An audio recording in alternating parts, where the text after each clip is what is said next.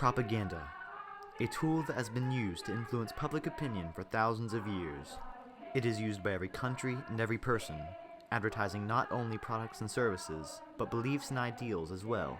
Propaganda has the power to manipulate the masses, create nationwide fear, and even bring forth the rise of a leader. Possibly the most famous example is Adolf Hitler's use of propaganda to become the Führer. Through the clever use of propaganda, the control of every form of media in Germany, and a relentless attack on public opinion, Hitler compromised the truth in his search for power, and ultimately gained leadership of Germany. In doing so, Hitler led the way to a conflict that would forever leave a dark stain on the world: World War II.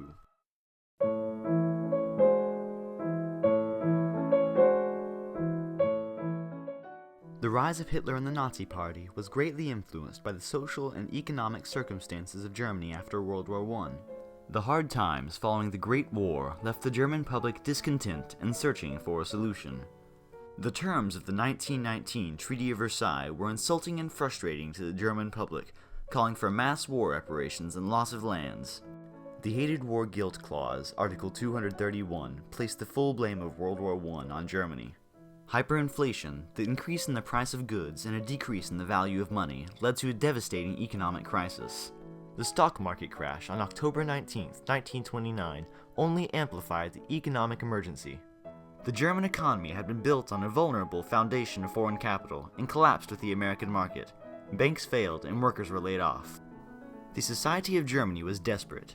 The people were dissatisfied and angry with the political failings of their country, and would look towards any leader that sought to strengthen Germany. This state of affairs set the stage for Hitler and his Nazi Party to transform the Weimar Republic into the Nazi state, the Third Reich. In order for the Nazi Party to truly take power, a steady base of followers was needed. Previous to Germany's depression, the Nazi Party was quite small, with only 1.7% of the country's population. Propaganda would become the ultimate tool to generate more followers, compromising the truth, ultimately initiating conflict. The purpose of propaganda is not to provide interesting distraction for blasé young gentlemen, but to convince, and what I mean is to convince the masses. Adolf Hitler, Mein Kampf. The Nazi ideology needed to be instilled in the minds of the German public. Almost immediately after Hitler had dissolved the German Weimar Republic, he created a Ministry for Popular Enlightenment and Propaganda. Minister of Propaganda, Joseph Goebbels, headed the ministry that would seek to facilitate Hitler's propaganda needs. Through this ministry, the Nazi Party sought to control all forms of media in order to better indoctrinate the public with Nazi beliefs. The Nazis used a variety of art and music, films, books, and radio to communicate Nazism to the masses. Speeches to mass audiences of people also served as a major source of propaganda. Hitler saw the speech as a truly important form of propaganda, and he was a master at public speaking. He would plan every facial expression, every gesture, enabling him to captivate his audience's attention. The Ministry of Propaganda had complete control of nearly every form of media. Every newspaper was under Nazi control, every film endorsed by the ministry. The Nazi principle of anti-Semitism, or discrimination against the Jewish people, was widely exploited in Nazi propaganda.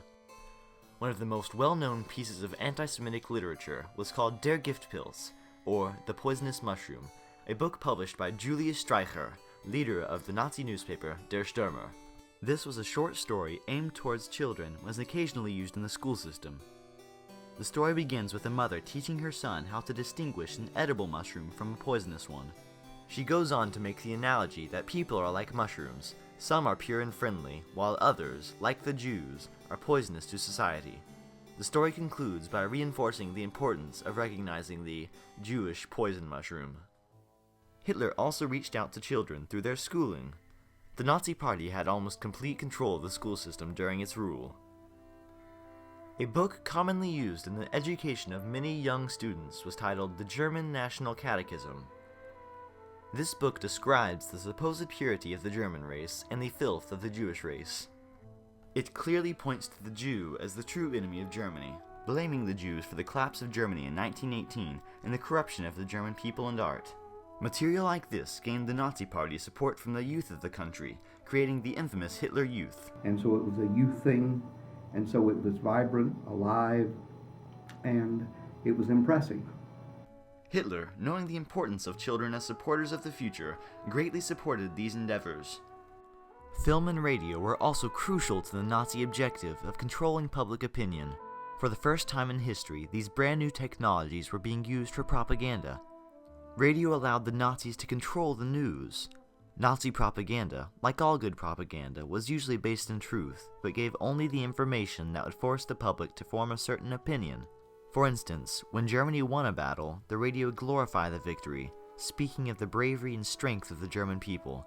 When a battle was lost, however, the radio broadcast would cease, leaving the public in the dark. Of all forms of propaganda used by the Nazi Party, film was perhaps the most effective. Between 1933 and 1945, 1,094 German feature films were created. What made Nazi film so successful was the fact that rather than blatantly preaching ideology to the public, it sought to entertain them, while glorifying the government at the same time. The public was unaware of the indoctrination present in the films, for they saw the movies as entertainment only. These films were meant to distract the public from the unpleasantness of war, while still elevating the government. One of the most famous examples was titled The Eternal Jew, a film in the form of a documentary that abused the Jews and gave a horrifying preview of the cruelty that would soon befall them. Another well-known film that promoted the strength of the Nazi Party was titled The Triumph of the Will, chronicling many of the powerful speeches given by Nazi leaders of the time. These two films, among many others, were vital to the goals of Nazi propaganda, effectively increasing general morale and support for the Nazis. The use of Nazi propaganda had major effects not only on Germany, but on the world. Before the war began, the rise of the Nazi Party succeeded in stabilizing the economy, lifting Germany from economic crisis. The Nazi Party also succeeded in gaining millions of supporters in a relatively short period of time, a feat accomplished only through the lies of propaganda. The Nazi takeover of Germany was swift and complete. The Nazis compromised the truth in their propaganda, creating a pro-German, anti-Jew mindset in the German public. Hitler was a smart man. He's also a dumb man. By compromising the truth in his propaganda, Hitler was able to not only gain a false trust from his people, but a wide admiration for his so-called accomplishments. Hitler brought on the conflict that would destroy millions of lives and leave a large portion of Europe in ruin. In 1937, Fascist Italy and Nazi Germany made a pact to assist one another in the event of attack, increasing the already tense atmosphere of Europe. Then, on September 1st, 1939, Germany invaded Poland in response to an alleged Polish attack that the Nazis fabricated to make their attack viable. World War II in the European theater had begun. The far-reaching effect of Nazi propaganda was World War II and its devastating consequences. Had Hitler and the Nazis not mesmerized the German public and gained their support, World War II might never have occurred on the same scale. By the end of the war in 1945, some 6 million Jews had been wiped out by the Nazi regime, along with another 6 million individuals that included homosexuals and the mentally ill, who were deemed unworthy of life. By many estimates, the total number of war casualties was about 60 million, including some 20 million soldiers and 40 million civilians destroyed by disease, starvation, and genocide. Nazi propaganda, which had compromised the truth for its own purposes, destroyed the futures of about 60 million people and forever disrupted their families. The war did, however, bring about some positive social enlightenment. Due to the news of the Holocaust, changes began to develop in the way racism was viewed in the Western Hemisphere.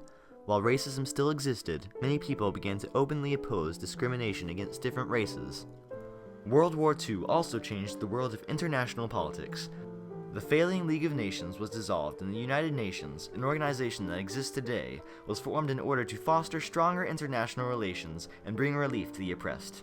The rise of Hitler and the Nazi Party was a monumental and catastrophic event in the world's history. Hitler used propaganda for the purpose of distorting people's opinions, compromising the truth. In doing so, he brought upon the world the largest conflict known to modern times. This brought forth vast social and political changes in the world and would affect millions upon millions of people. The effects of Nazi propaganda indicate just how easily the media can influence the public. Hitler's dark mark on the world should forever remind us not to trust blindly in everything we are told, that we must always seek out the truth, ask questions, and think for ourselves. Nazi propaganda's compromising of the truth brought the world into a conflict that's effects will never be forgotten.